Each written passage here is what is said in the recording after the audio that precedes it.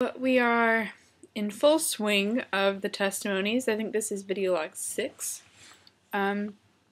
This past week we had Julie, me, Bree, and then Naya, so it was very feminine. Some of us shared really similar stories and identities. Well, obviously our stories are different, but we spoke about similar identities, which was kind of cool. It was like a theme. At the same time, it was a little discomforting, maybe.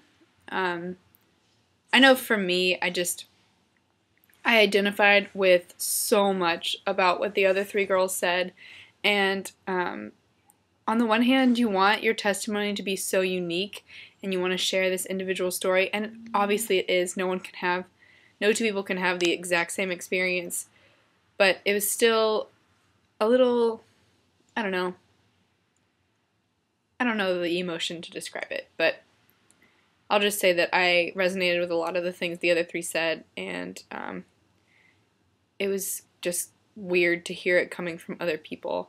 I'll give one example, maybe it'll help me figure out the right emotion, but when Naya was sharing about the sexual assault that she's been through, it was really uncomfortable for me, and I could tell that I was shutting down. I pulled my knees up to my chest, and I was holding my arms like this, and didn't realize until after class that I was squeezing so hard my hands were numb. And when she was just speaking about sexual assault and how that affected her, she was so unemotional, and she was saying that she hadn't cried in a long time, and she was wondering if she was going to cry, but she just seemed so numb to it, and I don't know how that made me feel, but it made me uncomfortable, because it's something that I really am not dealing with it, but I'm just not over it. So it was just hard to read mine and barely be able to see through my eyes, which are welling, and then to see her just, so nonchalantly talking about it. And I'm not at all saying that it didn't affect her as deeply as it did me, but I guess I don't know which of us is doing better. I don't know if her being numb to it and being able to talk about it so freely, or me being an emotional wreck when I talk about it. I don't know which one's better. So maybe I was just uncomfortable by how it's affecting us both in different ways. And I don't think either of them is a positive way or necessarily a negative way. I thought it was really cool how Julie and Naya connected through the testimonies, both on a PDF level and an RA level and a friend level, and how Naya reached out to Julie after she did hers, and then vice versa, and it was just so, I don't know. Gosh, I'm really not good with adjectives today. It was really an incredible moment when Julie leaned over to Naya and she was like, after hearing your testimony, I definitely want to be a resource for you and to connect with you on these identities that we share. And when she said, something along the lines of, you deserve better, or you deserve better than what you're doing to yourself, and Naya started crying, I started crying, because that was just so powerful. And you could tell that it really affected Naya, because like I said, she was very calm the entire time she was telling her story, kind of detached, and then to hear that come from Julie, and she just immediately broke down, it was really powerful. And I thought it was just so cool to watch. And then Bree sharing in the emotional wreck of it all with me.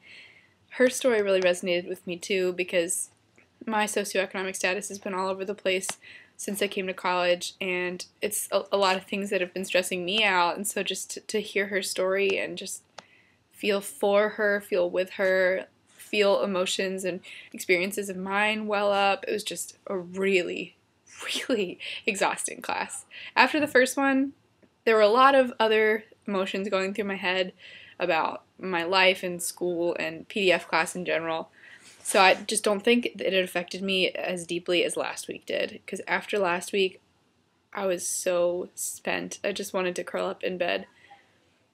And so one other thing that I wanted to say about PDF class that has been affecting me recently is just that I've been struggling a lot with, and I told Becky this, I've been struggling a lot with feeling invisible all of a sudden, Because when I came to the class, I had this idea that I was going to be this great mentor and they were all going to look up to me and they were going to come to me with questions. And that's kind of how I am on my RA staff right now. I'm just, I love being the first person they come to for a question because I am really prompt and I usually have an answer for them. I love being that resource. And so I was really excited to be that for our PDF group. And I saw myself as this great mentor. Whenever we had a class discussion and a question was posed to the group, and certain people just immediately started answering it, I never felt like I needed to be the first person to speak, or even to speak at all for certain questions, because I just wanted to sit back and let them experience it and them figure out the answers for themselves, because Trevor, Marie, and I have already done it. So I guess I just had this mentality of like, I'll sit back and let other people go through it all for their first time, and I'll just look at it with new eyes, without really sharing my perspective that I'd already gained a year ago.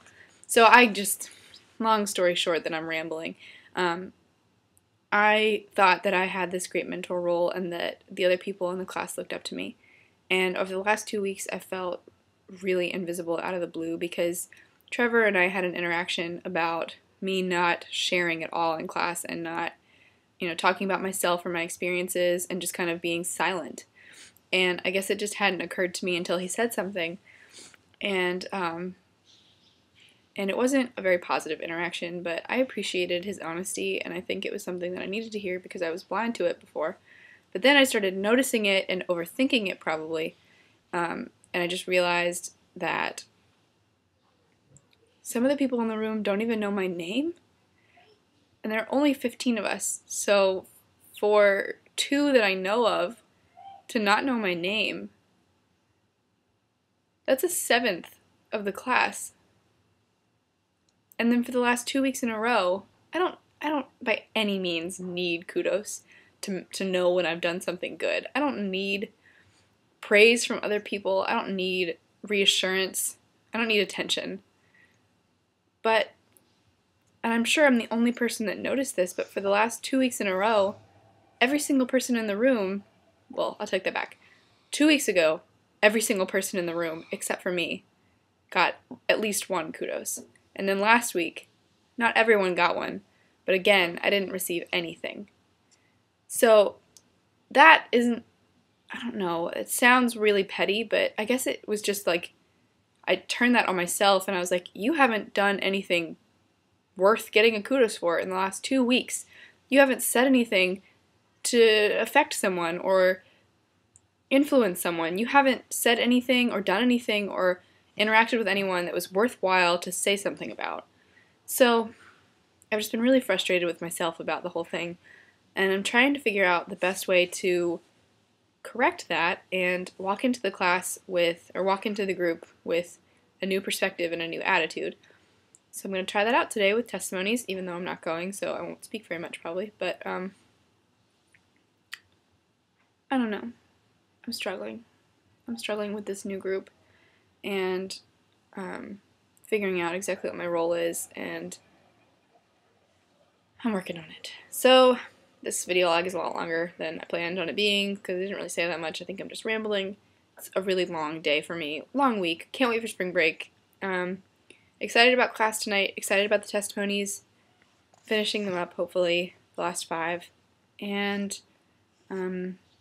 so this is the end of video log 6.